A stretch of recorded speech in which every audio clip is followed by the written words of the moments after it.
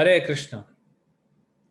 So in Padma Puran, Uttarakhand, the Supreme Personality of Godhead says, Tatraiva Uttarakhande mananama smaranad eva papinam api satvaram muktir bhavati jantunam brahma adinam sudurlabham. This mukti, this moksha, the liberation, which is sudurlabham, which is even difficult for Brahma and the demigods to obtain. Muktir bhavati jantunam, but it is easy to attain. At once we can attain. Eva papinam api sattvaram. Even the most sinful person, even the most wretched person can attain liberation. How? Mannama smaranad. By remembering my holy name even once. Supreme Lord is telling in Padma Puran. By remembering my holy name once, even sinner at once attain liberation, which Brahma and other demigods find difficult to attain.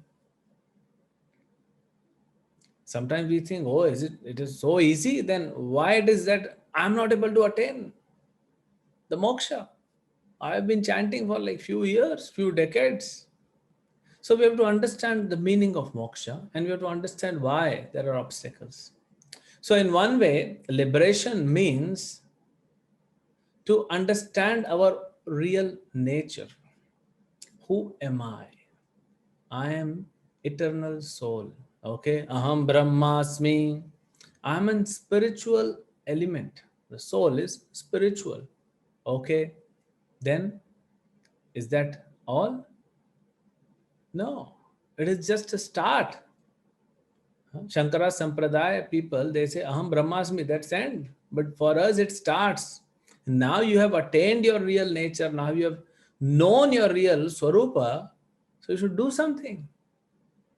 If you meet some person and you come to know that he's your relative, is that all? No, now you will serve him. Now you will have more relationship with him. So now I know I am eternal servant of Krishna. I'm soul, part and parcel of Krishna. So then I should serve Krishna. So once we attain, even in this body, even in this material world, once you know that you are eternally part and parcel of Krishna. Mame vamsho jiva loke jiva bhuta sanatana.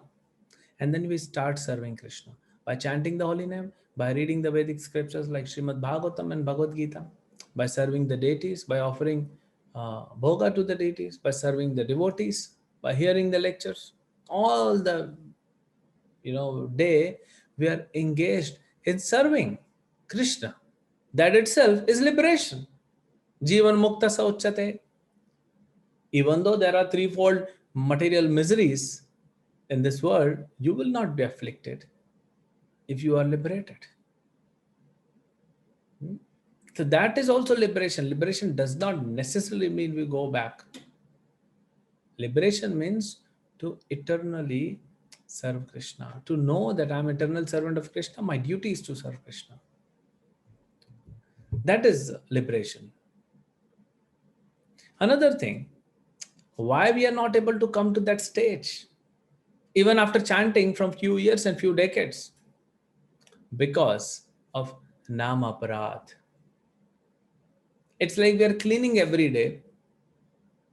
Every day morning we are cleaning entire house, but in whole day we again bring lot of dust and dirt and filth and everything. So it becomes all messy. It's unclean. Again it becomes dirty.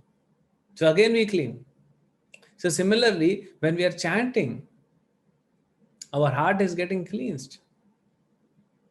All the sins or the reactions of the sinful activities are going away. It's like when the lion comes out of its den and just roars, all the animals and birds and everyone, they just run away from there. So similarly, when we hear Krishna's name, we chant Hare Krishna, then all the anarthas, they leave our heart. But what happens? The sinful reactions leave, but the propensity, to commit sinful action again is still there. Shukdev Goswami asked question by Parikshit Maharaj that even if you burn the entire forest, the roots are still there. Once the rain comes, again, because the roots are there, it will again grow. So similarly, the propensity, the root to commit sinful activity is there, deep rooted in our heart. So that has to go out. Then we will come to the liberated state. So we are chanting Hare Krishna mantra. We also have to protect ourselves from these offenses, 10 offenses which are mentioned in Padma Purana. Every day we recite, we have to protect ourselves. Once we protect ourselves from these aparadhs, these offenses, we will come to the level of Namabhas. And Namabhas is stage when you will get moksha. Ajamil chanted Narayan at the stage of Namabhas. So he got moksha. Srila Bhaktivinoda Thakur, he says the 11th holy name offense, the 11th offense to the holy name is to not attentively chant. And he also explains that inattentive chanting is actually the mother of all offenses. So that is why it is very important. Srila Prabhupada stressed so much. Chant 16 good rounds. There's a famous letter he sent to Abhiram Prabhu. Chant 16 good rounds. What is the meaning of good rounds? Hear attentively. When we are chanting, we should hear, not just do any other thing. Just chant and hear. When the holy name, non-different from Krishna, will enter through our ears and land in our heart, it will cleanse. And because it is pure like Krishna, it will immediately cleanse. And when we are chanting attentively, gradually, the propensity to commit sinful activity will also be diminished. It's like the factory seated in our heart. In our heart, there's a factory of committing sins. So that factory will be closed down when we regularly chant. Some devotees say, but taste is not coming for chanting. We have to chant. If we want to attain the taste in holy names, we have to chant holy names. There's no other way. And serve the Vaishnavas. Serving the Vaishnavas will cleanse the heart.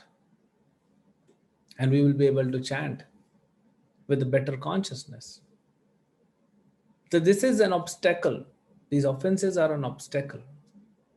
Ajamil, he was so sinful, but he didn't commit holy name offenses. When he called out, he was in a helpless situation. He called out for his son Narayan, and 4 Vishnudutas came. And actually, Vishnudutas told Yamadutas that when this son was born and he kept the name as Narayan, that time only he was liberated. All his sinful reactions gone. So that is why we have to chant and incessantly chant. Not only that we should look for liberation by chanting, we have to attain Krishna Prem by chanting. So whether liberation or no liberation, we should still keep on chanting. Our duty is to attentively chant. That is what our spiritual master has told us. That's what Srila Prabhupada has told us. We should chant attentively. Once we chant attentively, we get habituated of chanting and listening the holy name. We have to listen.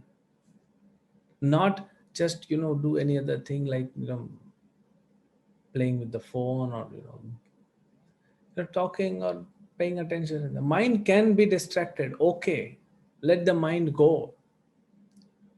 This holy name will bring the mind back. How this Kaliya, who was subdued by Krishna, how Krishna subdued. Similarly, this mind is like a dangerous, poisonous snake. A holy name of Krishna will bring mind in control. But we have to chant and hear. That will help us. Hare Krishna. Shri हरिनाम प्रभु की जय।